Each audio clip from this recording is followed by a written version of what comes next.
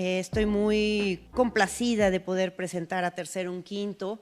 Creo que, y esto un poco más hablando a las estudiantes, a todas, a todes, sobre las maneras de hacer los procesos, y específicamente creo que esta presentación nos va a arrojar muchísima luz a entender ese aspecto sobre la conceptualización y eventualmente cómo llevar a cabo la práctica en objetos, en piezas y en piezas ricas de significados, ¿no?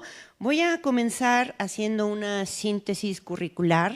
El colectivo Tercero un Quinto se conformó en 1998 en Monterrey, Nuevo León. Son egresados de la Facultad de Artes Visuales de la Universidad Autónoma de Nuevo León. Sus integrantes han desarrollado un cuerpo de obra que afecta el espacio público y privado, cuestionando los límites entre ambos, desarticulando los elementos que componen estos sistemas y desmontando el orden lógico de sus interrelaciones. Además, han intentado desafiar las fronteras que se establecen alrededor de un sistema escultórico, arquitectónico, urbano o institucional, examinando y persiguiendo sus implicaciones y efectos en los ámbitos personal, social, cultural y político.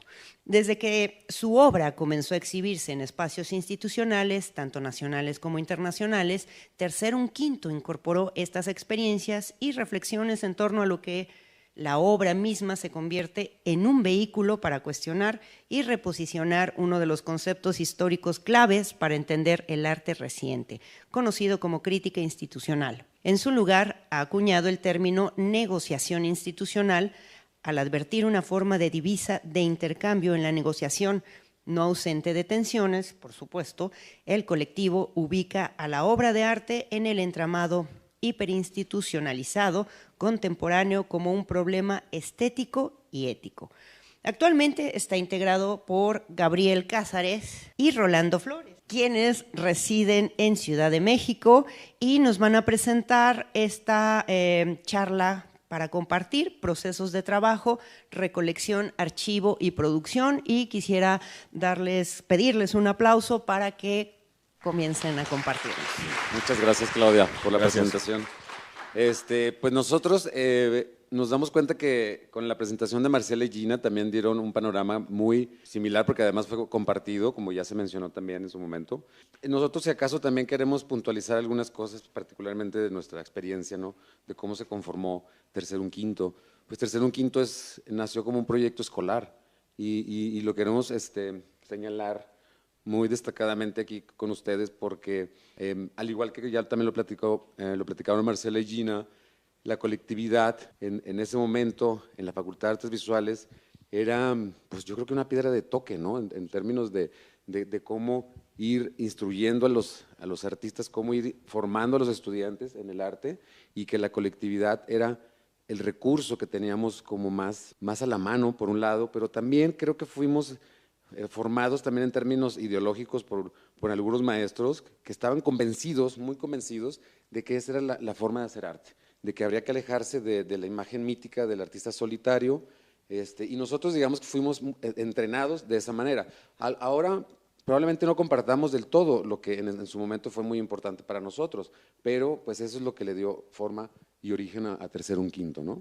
Sí, exacto. La idea de esto que menciona Rola, que es súper importante, es como vimos en Tercero un Quinto como un programa paralelo de educación, ¿sabes? Como una especie de, sí, pues un programa paralelo a lo que veíamos en clase. O sea, tú tenías unas asignaturas, tenías una serie de proyectos escolares, digamos, pero al mismo tiempo existía un lugar donde se fogueaba esa información, se conversaba lo que estábamos viendo en la universidad. Entonces sí era como la colectividad como un programa, digamos, ¿no? Al margen de la Facultad de Artes. Sí, siempre hemos mencionado que los primeros ejercicios conscientes, plenos, en nuestra experiencia, pues fue siendo estudiantes, ¿no? Asumimos que la creación teníamos que empezarla siendo estudiantes y no esperar a ser egresados. Y lo que nosotros consideramos es que, por ejemplo, lo que veíamos en clases, que era como hacer la tarea, pero en un plano de la realidad. No en casa, ¿no? Sino irnos enfrentando a lo que en su momento fueron también conceptos muy importantes formativamente, como el espacio público, el concepto de alternatividad, que yo creo que eso definió mucho a muchísimos artistas de nuestra generación, ¿no? Que compartimos, porque pues también la alternatividad pues es porque no había de otra, Exacto. es porque las prácticas que nosotros estábamos desarrollando no tenían cabida en los espacios institucionales ni comerciales, mucho menos, ¿no? Y en Monterrey, imagínate. Entonces, pues el espacio público se volvió esa alternativa y esa alternatividad, pues sí conformó una serie de pensamientos e ideas. Como lo mencionabas, por ejemplo, tú en la semblanza introductoria, bueno, una vez que ya ingresamos y nuestras prácticas y trabajos entran a esos espacios, pues también se van integrando a esa, Sí, esa práctica. hay una cosa que sería interesante como plantear desde ahora, ¿no? Que el trabajo, nosotros siempre hemos pensado que el trabajo del tercero, un quinto es un trabajo para sitio específico. Y la idea de un trabajo para sitio específico es tomar en cuenta las naturalezas de ese sitio en particular, cualquiera que este sea el espacio público, pero el espacio público también es una cosa muy diversa, ¿no?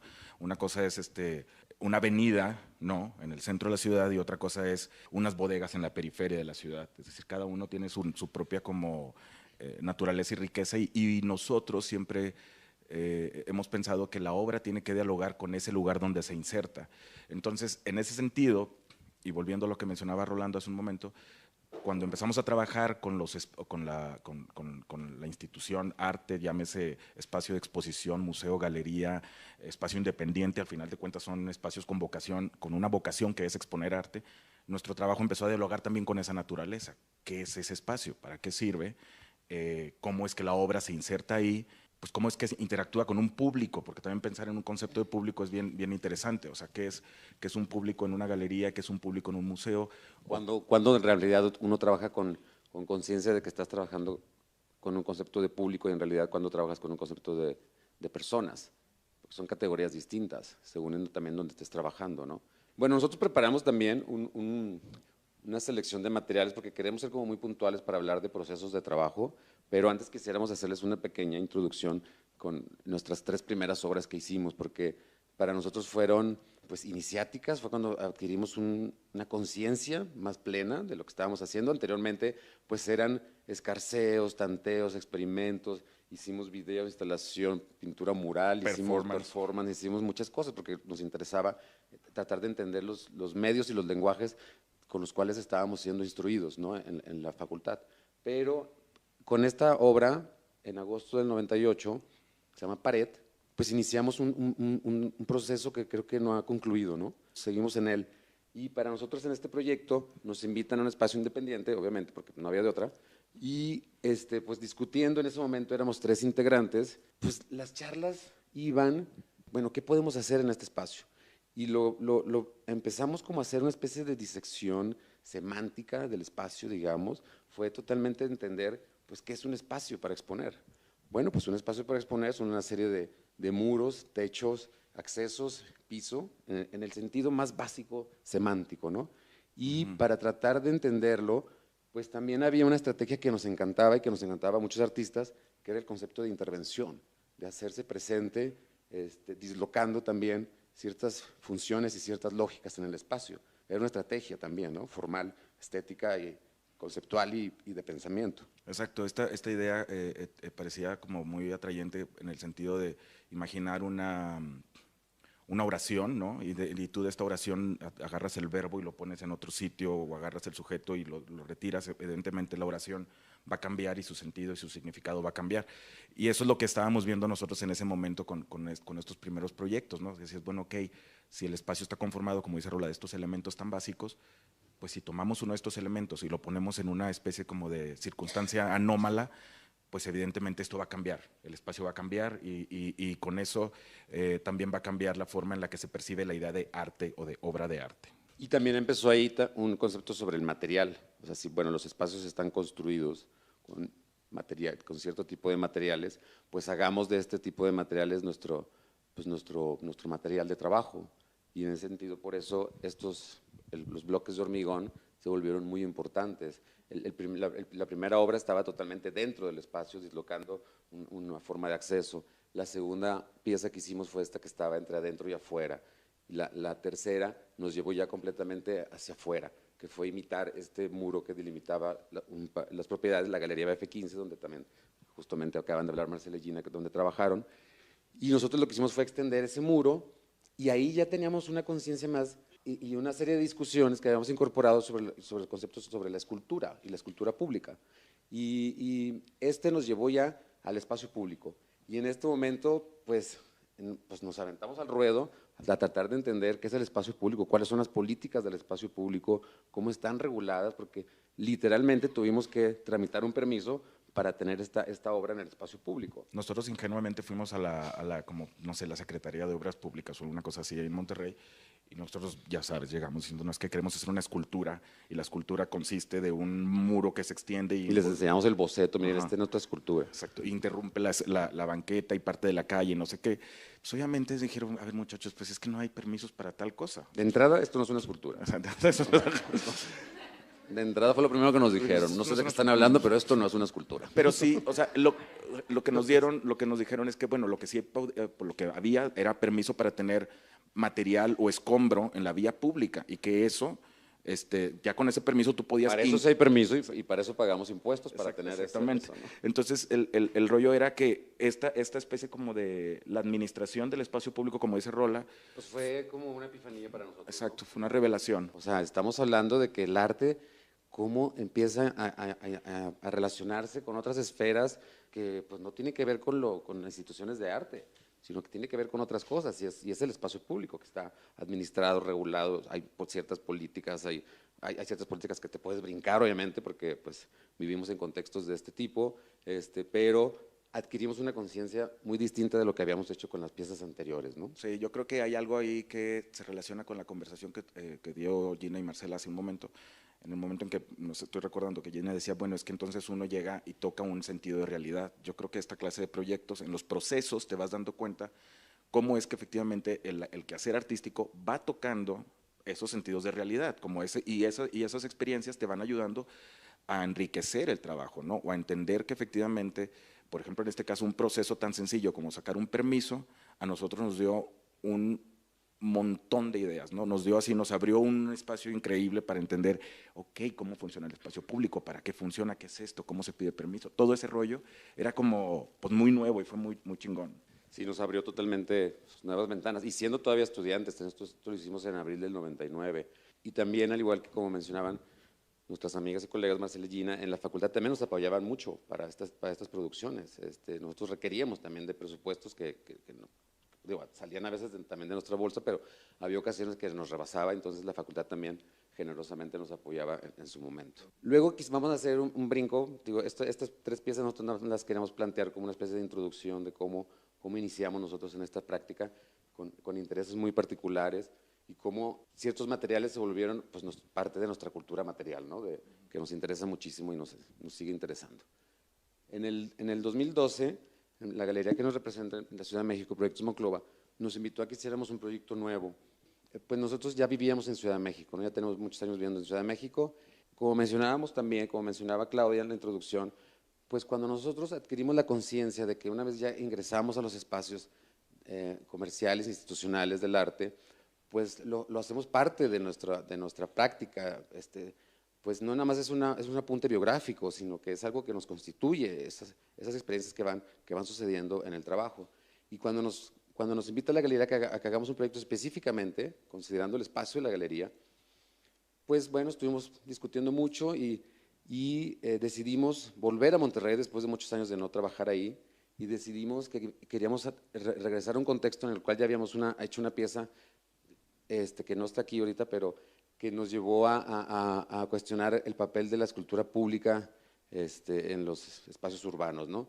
Partiendo de la idea de que, por ejemplo, la escultura pública es una especie de coronación, o sea, de un proyecto urbano, ¿no? Y que la escultura viene a ser como la cereza del pastel. Y en su momento nosotros quisimos hacerlo a la inversa, irnos a contextos periféricos donde no había ni siquiera indicadores de desarrollo urbano y ahí hacer una escultura, es decir, irnos al revés. Bueno, pues en el 2012 regresamos a ese mismo contexto y nos dimos cuenta que por un lado había cambiado mucho, pero todo seguía igual. Y había algo, es bien interesante porque estos contextos, en particular es una zona en Monterrey donde es una zona invadida, ¿sabes? O sea, es decir, es una especie de excepcionalidad dentro de la idea de territorio porque son personas que no tienen dónde vivir y ocupan estos espacios. Y en ese sentido, ese sentido de periferia se encuentra en muchos, vaya, es un sentido de periferia en todas las maneras en que podríamos leer la palabra, ¿no? O sea, en el sentido en que es una comunidad que está expulsada de un programa urbano, es una comunidad que está expulsada de una idea social, es una comunidad que se encuentra aislada a final de cuentas porque no tiene los accesos. Y en esas zonas, esa especie de zonas grises de la idea de ciudad y del planteamiento de sociedad, a nosotros nos interesa porque es en donde incluso también puedes hacer una pregunta más profunda sobre qué es hacer arte en contextos tan deteriorados y en donde tú tienes que involucrarte no solamente como, más bien, lo primero es involucrarte como persona respecto a esos contextos y después como profesional, como artista, hacer un trabajo artístico desde ahí. Algo que siempre hemos sostenido, continuando con esta misma idea tuya, algo que siempre nosotros hemos sostenido es que el arte es un problema de los centros urbanos. Fuera de los centros urbanos a nadie le importa el arte. Y eso creo que hay que tenerlo bien claro porque entonces uno empieza a distinguir que nos importa a algunos y algunas. Justamente por eso nos interesan las periferias, para ir a contrastar también cómo estas ideas del arte pueden ser trabajadas ahí, desde ahí, y cómo puede uno enunciar también que el arte, es que también es otra cosa que sostenemos, que el arte son una serie de ejercicios de poder, y que partiendo de ahí, pues bueno, pues uno contrasta también contextos. Exacto. Y esos contextos por eso para nosotros siempre van a ser importantes de ir y desde ahí también trabajar conceptos artísticos. Exacto, hay una cosa ahí que es bien interesante porque al final de cuentas sí, siempre hay una discusión ética y moral sobre las formas en las que como artista uno produce obra y volvemos con lo que les mencionábamos hace un momento, obra para un sitio específico, tomando en cuenta las características de ese sitio y tomando en cuenta a las personas que viven en ese sitio. Y ahí es donde uno empieza a revisar todo aquello que aprendió en la universidad y empieza a revisar todo aquello que quiere hacer. Te das cuenta que bueno, pues el trabajo del artista también es uno, que es estarse cuestionando lo que hace, cómo lo hago, para qué lo hago, para quién lo hago. Una vez que nosotros queríamos dar como esta explicación un poco sobre los contextos, porque es bien importante, lo que nosotros identificamos en este contexto en particular en la periferia fueron estos bloques, estas unidades mínimas de construcción, ¿no? la unidad básica para construir. Muchas de estas, los vecinos de estas comunidades tienen bloques que van recuperando con la idea de construir después, evidentemente, un patrimonio, un lugar mejor donde vivir, una casa hecha de material, ¿no? Como se dice en Monterrey, que es un indicador de progreso de alguna manera, ¿no? Tener una casa con un piso de concreto, con muros de bloques de hormigón, que es más seguro, es más estable, tal. Entonces, nosotros identificamos que estaban la gente los recolectaba, y llegamos a un acuerdo con ellos. Nosotros podíamos comprarles todos los materiales. A precio de mostrador, digamos, nuevos, ¿no? Como si fueran nuevos. Como si fueran nuevos. O cambiárselos si en realidad ellos querían seguir conservando el material, se los cambiábamos por nuevos y nosotros obteníamos esos. Entonces fue como una relación, de alguna forma se establece una relación del tipo económico, pues, ¿no? En el sentido de que hay un intercambio de dinero por un material que ellos ya tenían ahí. Lo que nosotros hicimos fue empezar a comprar estos bloques y esto generó una especie como de… Circuito económico. Circuito económico. La gente empezó a llegar a vendernos sus bloques, lo cual era lo que buscábamos precisamente.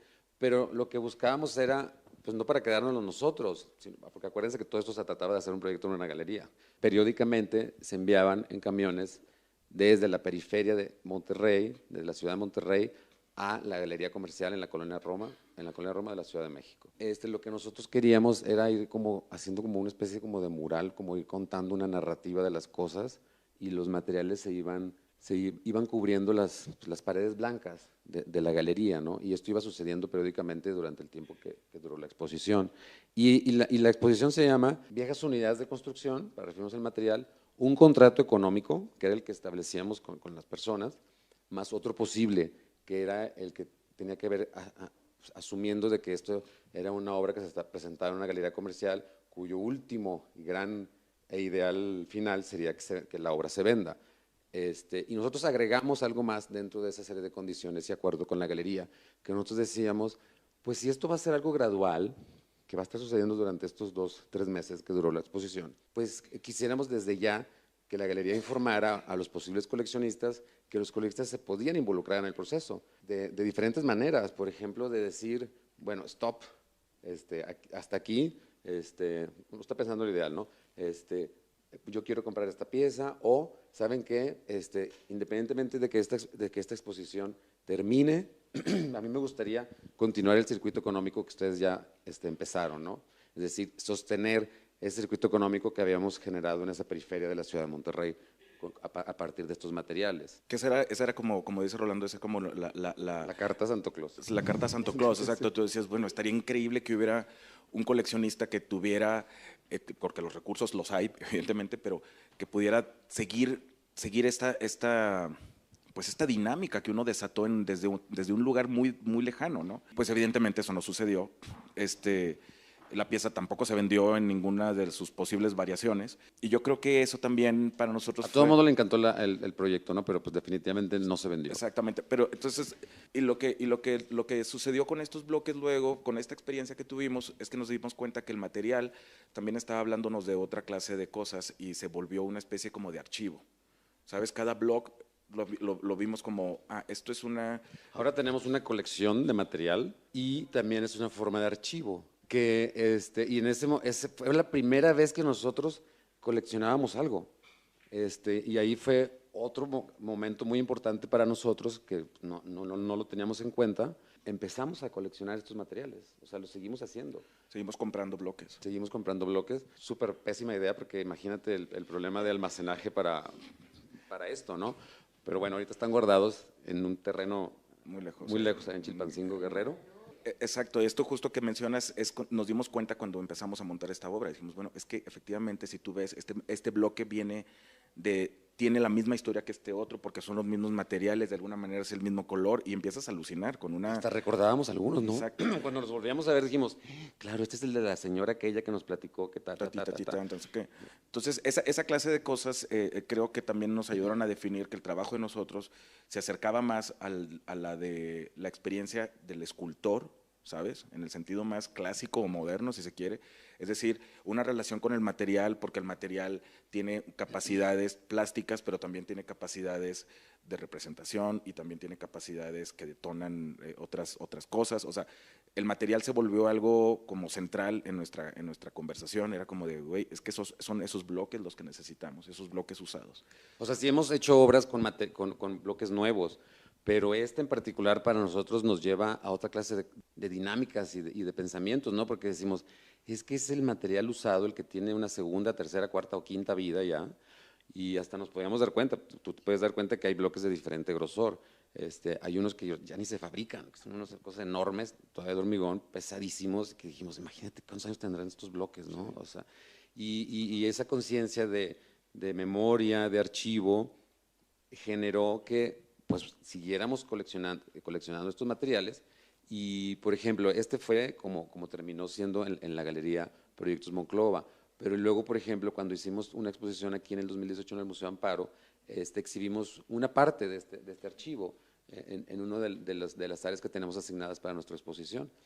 Uno podía recorrerlo y esta cosa como narrativa, nos gustó mucho cómo construimos ahí esta linealidad, esta narrativa, porque para nosotros o nuestras lucines, nosotros estábamos como contando una historia a partir de los materiales. En otro momento, estas mismas piezas se exhibieron, ahora cuando después del Amparo viajó a Marco la exposición, pues nos dieron otro espacio fuera que se llama Patio de las Esculturas, lo cual dijimos, wow, qué apropiado que nos hubieran dado este lugar, justamente para esconder las esculturas que tienen ahí a partir de estos materiales, y en realidad nosotros lo único que hicimos fue como dibujar el espacio que ya estaba dado ahí, ¿no? Pero otra cosa que nos resultó también pues muy placentera es el diálogo que establecía con una arquitectura tan importante en la historia mexicana, que es la arquitectura, por ejemplo, de Legorreta, ¿no? Con todos estos conceptos neomexicanistas, o sea, ese diálogo para nosotros, y sobre todo esta vista para nosotros resume muchas cosas, ¿no? O sea, estar en el Patio de las Esculturas, en un museo diseñado por Legorreta y con el Cerro de la Silla de fondo, ¿no? Era nuestra postal para este caso. Sí, ha sido un proyecto, este proyecto yo creo que es uno que, como decíamos hace un momento, generamos un archivo, empezamos a tomar en cuenta, o sea, cómo es que el material tiene una narrativa y cómo es que este material, según se organice, nos va a platicar otras cosas. Entonces, para este caso, por ejemplo, Obra Gris sobre la forma y el color, fue un proyecto que se hizo en el Centro Cultural Universitario en Monterrey, pertenece a la universidad, y lo que nosotros hicimos en ese caso fue organizar los materiales. Volvimos a la colección. Volvimos a volver a recorrer la ciudad de Monterrey, a buscar más materiales ahora en otras zonas, y pues seguimos alimentando la colección, porque también es verdad, tiene cierta fragilidad estos materiales, sobre todo en la forma en la que disponemos de ellos, pues va habiendo pérdida que se va saldando luego pues, con las siguientes recolecciones, ¿no? En este momento integramos otro problema con los mismos materiales, exactamente con los mismos materiales, agregando nuevos a la colección. Decidimos trabajar otro concepto escultórico que nunca habíamos hecho, que nunca habíamos practicado, porque nuestros conceptos, como decía al inicio Gabriel, son de sitio específico, y nos interesa que la obra conviva y esté determinada a partir de un momento y un espacio específico. Pero con este proyecto quisimos explorar otras nociones en términos más modernos de la escultura, y sobre todo la que tiene los lenguajes estos de la abstracción geométrica. Nos interesaba porque según nosotros, dentro de nuestro pensamiento crítico de la historia en el arte, en el siglo XX, con la abstracción geométrica pareciera que fue un clímax de las artes, porque se había vaciado de contenido todo y en realidad todo era forma y color. Y ya pareciera una especie como de optimismo que si uno lo recontextualiza pues en los ambientes, en los espacios políticos, sociales donde uno vive en Latinoamérica, dices, qué raro, pero pues en realidad no fue eso como no fue un sueño en realidad. No fue un sueño nada más, exacto, sí, o sea, la forma en la que se representaba esta idea de la geometría y de la pureza de los colores hablaba como de una especie dialogaba muy bien, esas ideas dialogaban muy bien como con la idea de progreso, modernidad, ¿sabes? Y es como dice Rola, pues en Latinoamérica, en un país como México, pues esa clase de cosas están truncas y están mal hechas y están, ¿no? Entonces… Y seguimos viviendo la cruda de haber creído todo eso, exactamente, ¿no? Y hay una cosa que entonces desde ahí era como… ¿Cómo nos situamos nosotros como artistas desde un lugar como un contexto mexicano para hablar de nociones artísticas heredadas de Europa y Estados Unidos, como esta idea de la geometría, el color, la pureza de los materiales, tal? Pero desde esa periferia dices, bueno, pues entonces vamos a tener que acercarnos a eso pues con lo que tenemos, y lo que tenemos es esto, ¿no? Estos materiales, y con estos materiales tenemos que aproximarnos a esas ideas, a esas nociones artísticas. Y aquí lo que hicimos particularmente es que, a diferencia de las otras formas en las que dispusimos los materiales, que eran pues, de manera bastante irregular, aquí lo primero que hicimos fue clasificar por colores, que fueran tanto similares, y pues jugar con esta idea de la forma y el color, pero con nuestros materiales. Cuando estábamos preparando la publicación de esta exposición, contó con 3 ensayos, y había uno que nos gustaba mucho, porque además la chava que hizo, Georgina Sebey, nos mostró que como en los 50, 40, 50, 60, no sé, en algún momento, sí, en este momento que hablamos de estos lenguajes, eran como el clímax, ¿no? Había una revista que se llamaba Cemento, que pues su vocación era promover el uso del cemento con la idea de que esto es el progreso, señores, no otra cosa, olvídense, es el cemento.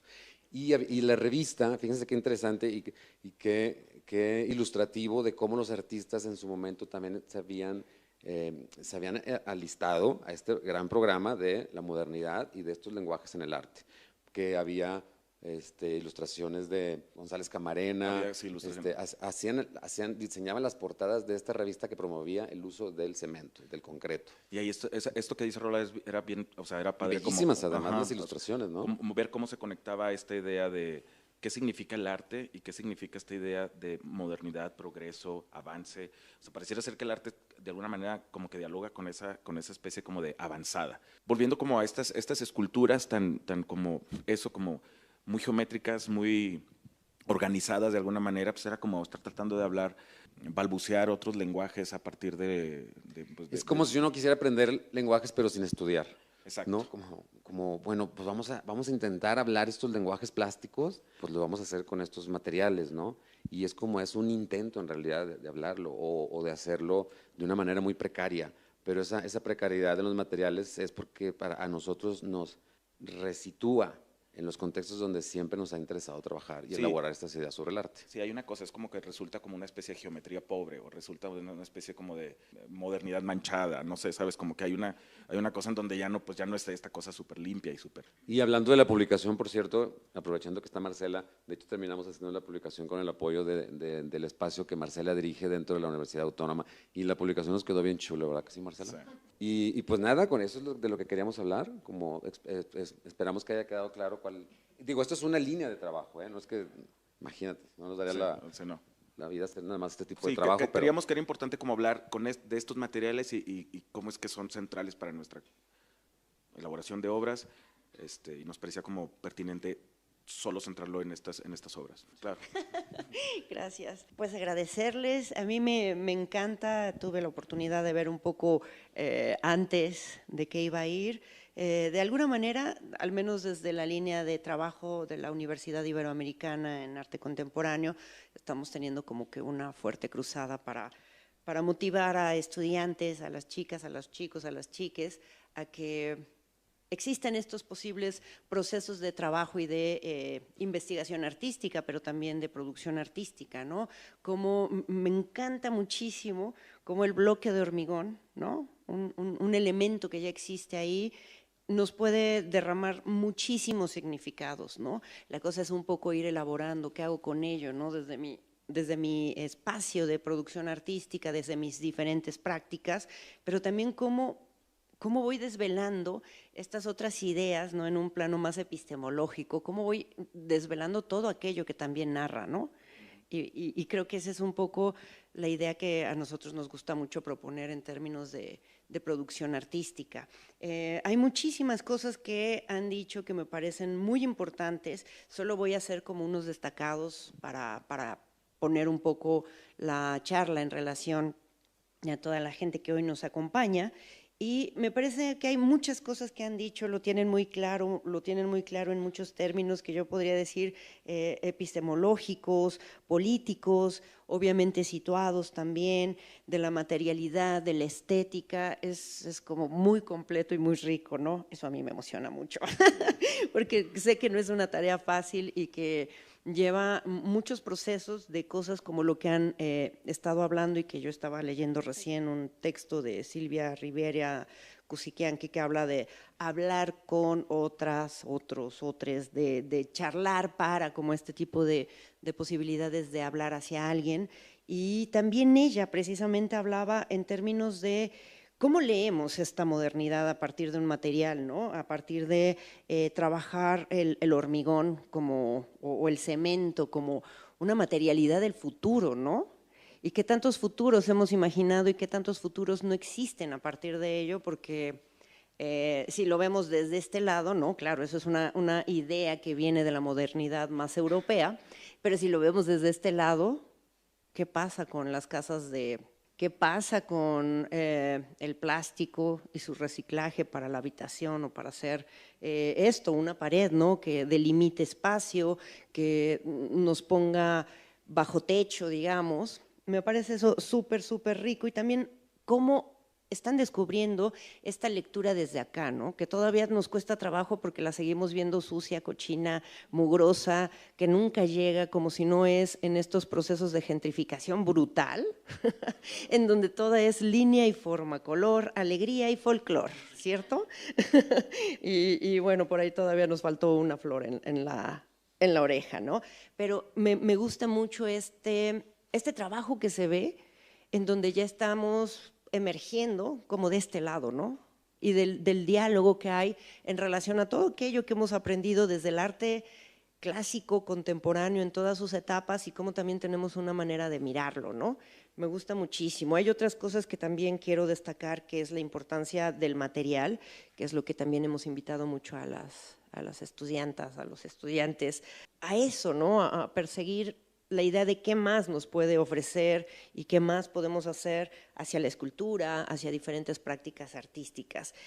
Tengo muchísimas cosas que decir, pero eso tendría que ser seguramente con una cerveza, y ahora no va a suceder, y que aquí no venía preparada, pero si les parece, me gustaría abrir a que pensemos esto más en un diálogo, no sé, en algunas preguntas, ponerlo en común. Sí, nos encantaría. Creo que es la mejor parte de la platicada. A ver. Yo tengo una pregunta, y a lo mejor puede parecer muy tonta. ¿Dónde guardan esos materiales que coleccionan? Pues por el momento están en un terreno muy lejano, pues en un ambiente de campo, porque pues hemos compilado pues, alrededor de 4.000, 4.500 piezas, entonces pues no, en la ciudad sería incosteable tener una bodega para estarlos. Y además pues se siguen alimentando, bueno, en este momento también ahorita nos tienen otros guardados en el Museo Nahuacalli de una obra que hicimos hace ya 3 años, por lo pronto no los están guardando ahí, son varios cientos más. Gran problema, pero pues no pasa nada, ahí están y… Sí, aparte como se trata de un material tan tosco, tan así, pues, que está allá afuera, que le caiga el agua, no le pasa nada, ¿no? Pero un gran amigo nuestro nos prestó una parte de un terreno que él tiene en Chilpancingo y ahí es donde no nos cobra renta por bodega, pero… Pues vamos a contar una anécdota chistosísima que nos sucedió. Fue cuando hicimos la exposición en el Marco. En el Marco. Sí, entonces terminó la exposición en Marco y pues los materiales tenían que viajar a la Ciudad de México en lo que a ver cómo resolvíamos para almacenarlos. Pero pues viajaban en estos camionzotes de Movart o de Córdoba Plaza, ¿sabes? Estas empresas que se dedican al traslado de obra de arte. Y pues en la carretera, ¿qué crees? Llegaron y asaltaron a uno de los camiones que venía con los materiales, con los bloques. Secuestraron el camión. Secuestraron el camión, dejaron a los choferes botados por ahí y se llevaron el camión y pues imagínate lo que han de haber sentido cuando abren el camión y ven puros bloques. Es una gran anécdota para nosotros porque dijimos, pues yo creo que se asustaron que dejaron botado el camión ahí, sí, porque dijeron, esto está muy raro, vete tú a saber si está lleno de droga por dentro, con quién nos metimos, no Exacto, sabemos. mejor dejamos ahí todo. Y nada, luego se recuperaron, pero pues estaban viajando como obra de arte además. Claro. Entonces. Muchas gracias. Bueno, yo quería hacerles una pregunta que creo que viene un poco también de lo que habían comentado Marcela y Gina hace un rato, ¿no? Una frase algo así como que desde una ficción se toca una realidad, ¿no? Como ese proceso que me parece, me sonó muy bello. Y bueno, ustedes ahora tomaron, ¿no? Un poco como hilo conductor esta materialidad del blog, etcétera, para contarnos, ¿no? Un fragmento de todo su trabajo. Y bueno, al inicio decían que descubrieron cosas como, ¿no? Tocaron la realidad en términos como la administración del espacio público, ¿no? El orden invisible de lo que pensamos, ¿no? Que es la calle libre.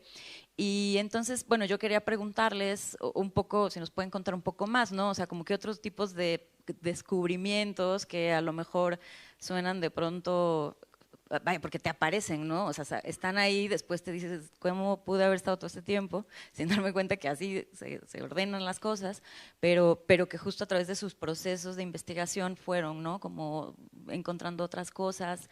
Si nos cuentan algunas más. Sí, yo creo que, por ejemplo, otro gran fue, porque mira, nosotros siempre hemos pensado que, como lo narraba también Claudia en La Semblanza, es que es la obra de arte la que nos va llevando y es el camino de la obra de arte la que va incorporando también nuevas experiencias y estas nuevas experiencias van replanteando también ideas anteriores que teníamos sobre el arte. Y, por ejemplo, cuando nosotros, por ejemplo, igual que Marcela y Gina, nada más al principio hacíamos obra en sitio y esa era una cosa que decíamos…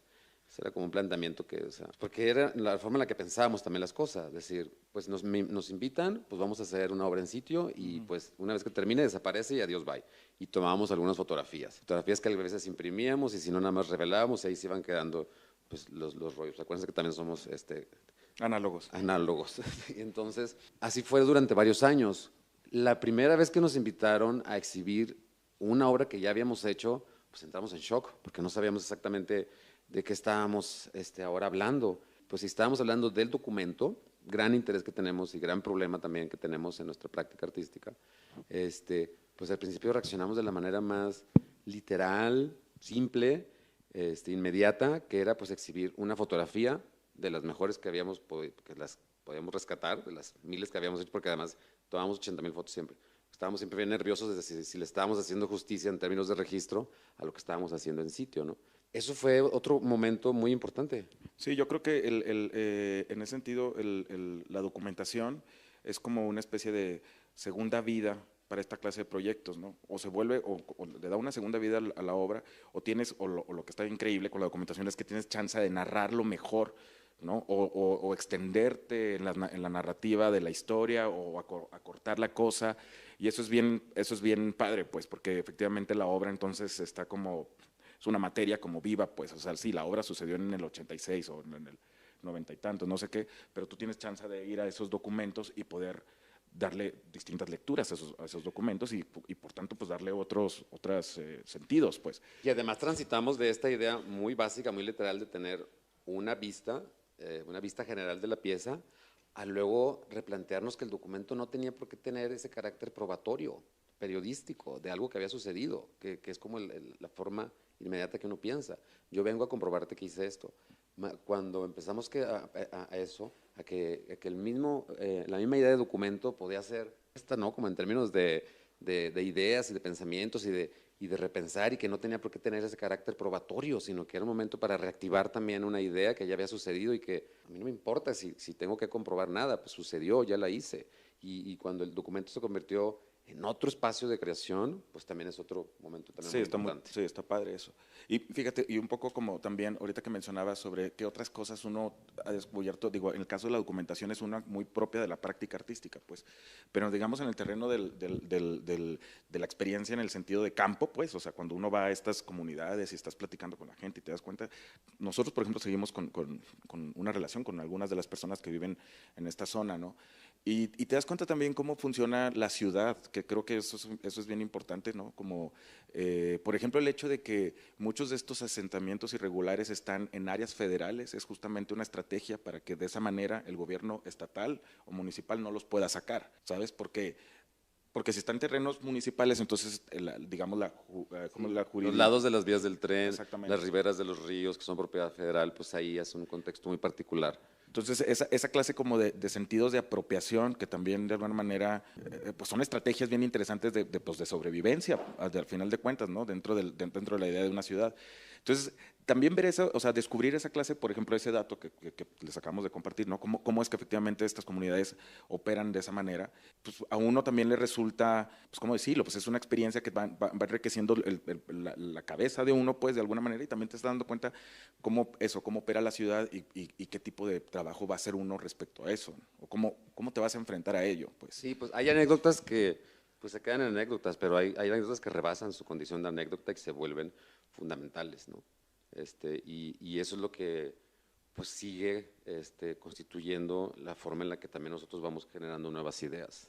Sí, yo creo que mucho de lo que hemos aprendido es sobre todo cómo las políticas del espacio público en términos de cómo se administra desde la administración, digamos, del gobierno, pues, ¿no? Ese hecho de que, por ejemplo, en Monterrey hay un problema enorme con todas las casas de interés social que se desarrollan en la periferia, porque los terrenos se venden súper baratos, y aunque se vendan, o sea, las casas se venden caras justo porque el terreno te costó 3 pesos, pues, y no hay accesos de servicios públicos, no hay agua, no hay nada, ¿no? Entonces, De hecho, uno de nuestros proyectos que sigue ahí como detenido es que queremos comprar una de esas casas. Una de esas casas. De las más económicas, de la que esté más abandonada, la que esté más lejos, pero que todavía esté dentro de este programa de vivienda social, ¿no? Que es decir, que todavía esté inscrita dentro de estos contextos urbanos, o sea, que sea un asunto que todavía está, que la ciudad lo acoge, digamos, todavía.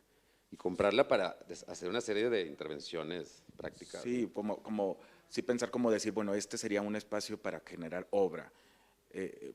Entonces sí, como volvemos otra vez, cómo sitúas las obras en una periferia y cómo las llevas a un centro también. Ahorita Rola mencionaba algo que era bien importante, el tema de efectivamente darse cuenta que las prácticas artísticas son unas formas de poder también, y se sitúan en una idea de centro urbano y tal. O sea, imagínate que todos nosotros tenemos la posibilidad de crear todas estas imágenes, construir estas ideas hacerlas públicas, que otra gente la vea, pues eso es un ejercicio de poder, y es un espacio de privilegio también. Es un espacio de privilegio, exacto. Y está padre porque, digo, en nuestro caso, sí es como nosotros tratamos de ver este rollo de, ok, pero qué es la idea de centro y qué es la idea de periferia? ¿Dónde nos vamos a situar? Porque el centro puede ser el museo, pero también puede ser un museo en Latinoamérica, puede ser una periferia del mundo, ¿no? Entonces ahí es donde empiezas como con todas estas geometrías raras, para entender cuáles son como las dinámicas de la obra.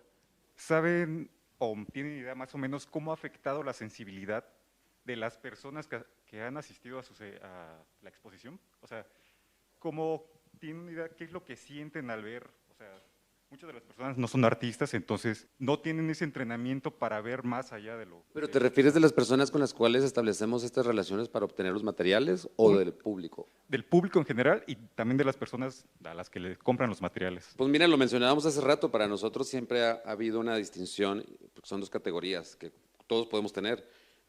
A veces somos personas y a veces somos público, y sobre todo los que asistimos a espacios culturales, pues cuando vamos a eso, pues somos público. Y esa relación, pues es con un contrato, un acuerdo mucho ya más establecido y entendido, ¿no? La gente que acude a ver las exposiciones. Cuando nosotros trabajamos en estos contextos, y que imagínate, empezamos ahí como que la lengua se nos hace nudo, porque pues, sí queremos ser muy francos, muy honestos, y decirle a la gente que pues empezamos diciendo que es un proyecto cultural, nomás para ir abriendo cancha, ¿no? Ajá. Luego ya al final sí terminamos diciendo, pues, somos artistas y hacemos escultura, y te das cuenta que en realidad no les importa. Y puedes… Pero no en el sentido, no importar en el sentido de desprecio respecto a lo que haces, sino más bien, no es evidentemente… importante en su vida. No es importante, pero también te topas con que efectivamente la gente sí puede tener o sea, sí hay una disposición para tratar de entender qué fregados me estás diciendo, por qué quieres estos bloques, por qué es importante Sí hacen para ti. preguntas, y preguntas bien interesantes, porque sí nos pueden preguntar, por ejemplo, ¿por qué es importante para ti eso? O sea, si nos regresan la pregunta.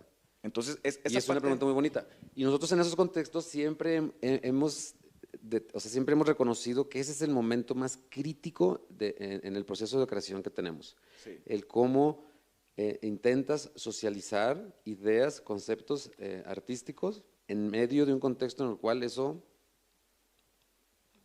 no existe, punto.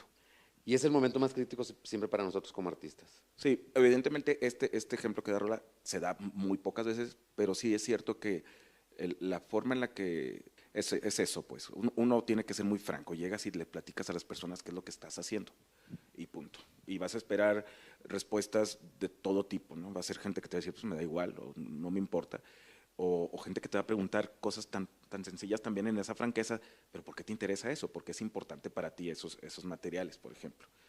Hola, buenas tardes. Bueno, hace rato cuando empezabas a contarnos cómo se fueron insertando a la periferia y a sus contextos, decías que es importante como persona hacerlo, ¿no? Pero quería saber como de qué manera fue el primer paso que tomaron para insertarse, y también, pues, no sé si nos podrían contar como que alguna situación que se haya dado por el mismo hecho de llegar desde fuera a ese espacio, ¿no? Aparte de que construyeron una relación, digamos, a través del circuito económico, ¿no? Que construyeron. Mira, yo creo que en ese sentido nos fogueó mucho en la universidad. Rolando mencionaba hace un momento cómo es que hubo maestros que nos instruyeron en la cosa colaborativa, en el asunto de que, oye, hay que platicar las ideas. Por un lado, eso te foguea, o sea, te pone ya como en el plan de, oye, pues si puedo platicar con Rolando, mi socio, sobre las ideas, con la gente también puedo acercarme y explicarle qué es lo que uno quiere hacer. Te voy a dar un ejemplo bien sencillo. Yo creo que cuando estábamos en la universidad tratamos de hacer un documental sobre el río Santa Catarina, que es un río que divide la ciudad, y es un contexto bien interesante porque hay un montón de situaciones que suceden ahí. Era un lugar de cruising gay, era un lugar de mercado de chácharas, era un lugar con una historia particular porque el Papa Juan Pablo, cuando visitó la ciudad, hizo una reunión ahí multitudinaria de personas, tal. Entonces es un… Rigo Tobar también. Rigo Tobar, o sea, no sé, es como una especie de lugar, y sabes, o sea, la forma en la que… Cuando ha habido inundaciones, ese río, que es un riachuelo insignificante, se desborda y entonces destruye la ciudad. Entonces tiene una importancia histórica y simbólica muy importante, y para nosotros era un sitio que nos interesaba mucho documentar, porque nosotros en la facultad no estudiamos artes plásticas, y creo que es importante mencionarlo. Nosotros estudiamos lo que vendría a ser medios audiovisuales, aunque el tronco común de las teóricas las llevábamos todos juntos, los plásticos, los de diseño y nosotros. Exacto. Y yo creo que en ese sentido, por ejemplo, la idea de que en la universidad hacíamos documentales, o tratábamos de hacer video documental, eso nos ayudó muchísimo a tener como una proximidad a los contextos y a entenderlos, porque hay un ojo documental, pues. Es decir, estás tratando de entender cuáles son la naturaleza de ese lugar, cuáles son como sus características. Y te acercas con las personas de una manera, creo que cuando llegas con esa sensibilidad, creo que es más fácil acercarte y entablar una conversación. Y cuando tuvimos conciencia de que Monterrey era una ciudad arquetípica, en términos de urbanismo, de urbanidad, de que el progreso pues obviamente se construye en las ciudades, pues imagínate, entonces era el contexto arquetípico muy puntual para desarrollar estas ideas, ¿no? Y hablar de lo que es un centro, y vamos a ir mejor a conocer ahora las periferias también, a ver qué tal, ¿no? Yo creo que experiencias desagradables nunca hemos tenido, la verdad. Digo, hay lugares en donde dices, ay, mejor no meterse, ¿no? Porque está… Alguna vez por acá, Así es cierto. haciendo un scouting, o sea, andábamos tomando autobuses, nos bajábamos de uno y agarrábamos otro, porque andábamos haciendo todos unos registros fotográficos, y pues donde nos vieron tomando fotos, pues era un momento también muy delicado. La cámara violenta, la cámara amenaza. Entonces, pues dijimos, pélate, vámonos, porque Sí, no ya vaya nos a- echaron el ojo. Ajá. Pero creo que es la única vez, la única ocasión que ha sucedido eso. Pues yo creo que acabamos entonces. Muchísimas gracias, muchachos. Muchas gracias.